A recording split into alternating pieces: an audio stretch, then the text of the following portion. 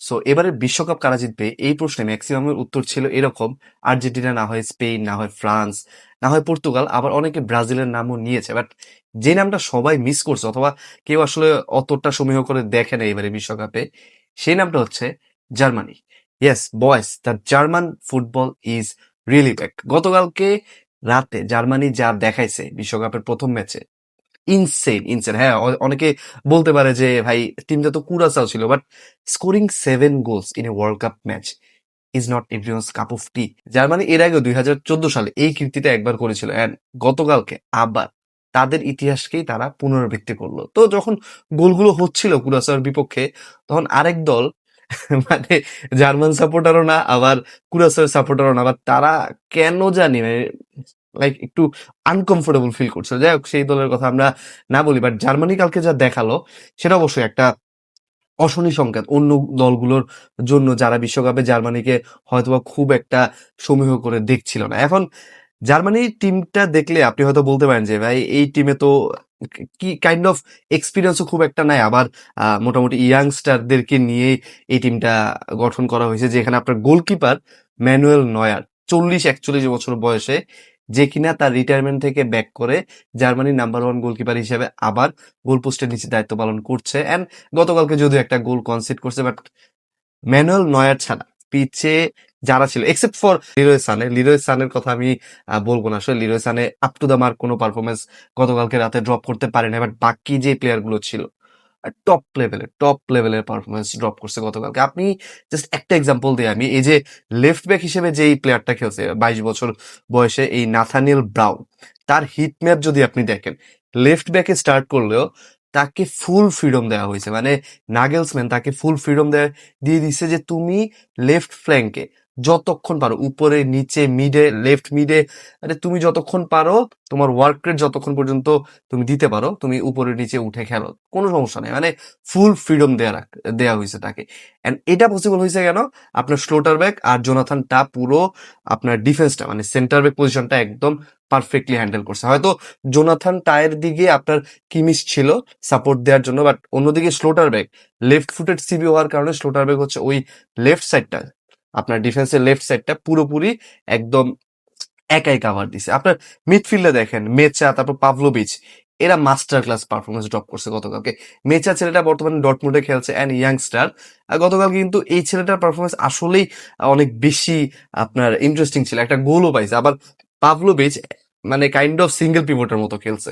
Pavlovich পুরো hold করে রাখছে আপনার মিডফিল্ডটা, যখন 3 ম্যান ব্যাকলাইন তৈরি হচ্ছিল কিমিশ, জোনাথান টা আর স্লোটার ব্যাক দিয়ে, তখন পাভলোভিচ একদম একটা হোল্ডিং মিডফিল্ডার হিসেবে ওই পজিশনটা ধরে রাখছিল। মানে এরকম একটা ম্যাচ যেখানে আপনি সাতটা গোল গোল অপোনেন্টকে দিছেন, এরকম ম্যাচে আসলে কোনো প্লেয়ার খারাপ খেলছে এটা বলার আসলে অনেক বেশি টাফ। এন্ড জার্মানি আসলে এমন একটা টিম যাদেরকে এই বিশ্বকাপের শুরুর দিকে অনেকেই বলছিল যে 2014 সালের পর ওই ওয়ার্ল্ড কাপটা জেতার পরে জার্মানি 2018 সালেও ব্যর্থ ছিল, লাস্ট ওয়ার্ল্ড কাপে তারা ব্যর্থ ছিল জাপানের সাথে একটা আহ, কি বলে ওই পরাজয়টার পরেও মোটামুটি বলা যায় যে আসলে লাস্ট 2টা ওয়ার্ল্ড কাপ ধরেই কিন্তু জার্মানি তাদের ওই ফর্মটা, হারানো যে ফর্মটা 2014 সালের পরে, ওই হারানো ফর্মটাই খুঁজে খুঁজে বেড়াচ্ছিল। বাট এই ওয়ার্ল্ড কাপে যখন তারা গতকালকে এই কুরাসের সাথে যখন ফার্স্ট গোলটা দেওয়ার পরে একটা গোল হজম করলো, তখন ম্যাক্সিমামে আসলে সন্দেহ করছিল যে ভাই এই জার্মান টিম কি আসলে ওয়ার্ল্ড কাপে ভালো কিছু আমাদেরকে দিতে পারবে কিনা। বাট তারপরে যা হইলো ভাই, এটা আসলে ব্যাখ্যা করার কিছু নেই। এটা ব্রাজিলকে জিজ্ঞেস করলে, ব্রাজিল সাপোর্টারদেরকে জিজ্ঞেস করলে ভালো বলতে পারবে যে বিশ্বকাপের স্টেজে 7 গোল খাওয়ার মানে কি বলে 7 গোল খাওয়ার যে অনুভূতিটা, এটা আসলে কেমন। যাই হোক, with due respect to any team, আমি বলবো যে জার্মানি কালকে আসলে অনেক বেশি ভালো খেলছে। অ্যান্ড যদি জার্মানি প্রথম তাদের গ্রুপ স্টেজে ফার্স্ট ফার্স্ট হিসেবে কমপ্লিট করতে পারে, মোস্ট প্রবাবলি এটাই করবে, তারা যদি বাকি ম্যাচগুলো জিততে থাকে নকআউটে, অ্যান্ড আর্জেন্টিনাও যদি নকআউটে বাকি ম্যাচগুলো জিততে থাকে ফার্স্ট পজিশনে থেকে গ্রুপ স্টেজে, জার্মানি ভার্সেস আর্জেন্টিনা একটা ফাইনাল হলেও হয়ে যেতে পারে, বলা যায় না আসলে। 2014 সালের আরেকটা কি বলবো, আরেকটা ইতিহাসের পুনরাবৃত্তি হলেও হয়ে যেতে পারে। বাট দিস টাইম আমি আসলে জার্মানির গতকালকে খেলা নিয়ে প্রশংসা না করে থাকতে পারছি না। And এবারের ওয়ার্ল্ড কাপটা আসলে একটু কি বলবো? একটু ডিফারেন্ট। লাইক অনেকগুলো ম্যাচ যেটা আমরা আসলে এক্সপেক্ট করছিলাম যে এই ম্যাচগুলো এমন হতে পারে, বাট হচ্ছে এর বিপরীত। যেমন জার্মানি গতকালকে যে ৭ টা গোল দিবে কুরাসাওকে, এটা আসলে কেউ এক্সপেক্ট করেনি। বাট জার্মানি জিতবে এটা আমরা জানতাম। আর যেই খেলাটা জার্মানি শো করছে, এটা ওয়াজ মানে কি বলবো? আমাদের চিন্তাভাবনায় ছিল না। আবার আজকে আইভরি কোস্ট আর ইকুয়েডরের ম্যাচে, ইকুয়েডর তাদের লাস্ট ম্যাচ হারছিল তারা ২০২৪ সালে। ইকুয়েডর তাদের লাস্ট ম্যাচ হারছিল ২০২৪ সালে। এরপর থেকে তারা আপনার ব্রাজিল, আর্জেন্টিনা এমন বড়, বড় অনেক টিমের সাথেই খেলছে। ইভেন ফ্রেন্ডলি ম্যাচও খেলছে তারা আরো ভালো, ভালো টিমের সাথে। এন্ড কোন ম্যাচ তারা হারে নাই। ইভেন আর্জেন্টিনাকে তারা একটা ম্যাচে হারিয়েও দিছিল তাদের ঘরের মাঠে মোস্ট প্রবাবলি। এন্ড এই ইকুয়েডর আইভরি কোস্টের সাথে আজকে হেরে গেছে।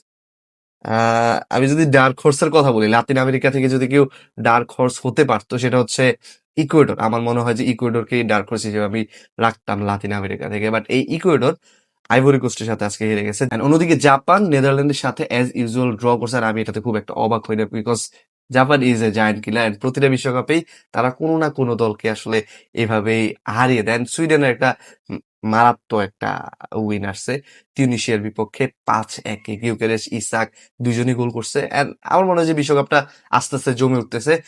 মোটামুটি ব্রাজিল আর মরক্কোর ম্যাচের পরে বিশ্বকাপের যে আমেজটা, যেটা হয়তো প্রথম ২ দিন আমরা মিস করছিলাম, এই জিনিসটা কিন্তু আস্তে আস্তে ফিরে আসছে। And আমার মনে হয় যে জার্মানিও যেহেতু তাদের অ্যাকচুয়াল রূপটা শো করে দিছে অলরেডি, তাদের ফর্মটা শো করে দিছে ফার্স্ট ম্যাচেই, এবার বিশ্বকাপ জমবে, আসলে জমবে। আর আপনারা আপনাদের মতামত জানিয়ে দিতে পারেন যে জার্মানির এই পারফরমেন্সের পরে আপনারা আসলে জার্মানিকে এই বিশ্বকাপে কত দূর পর্যন্ত যেতে দেখছেন, অথবা আহ, জার্মানিকে এবার আসলে নকআউটে ভালো করতে পারে কিনা। অ্যান্ড ফলো করতে ভুলবেন না রেগুলার এরকম ভিডিও পাওয়ার জন্য।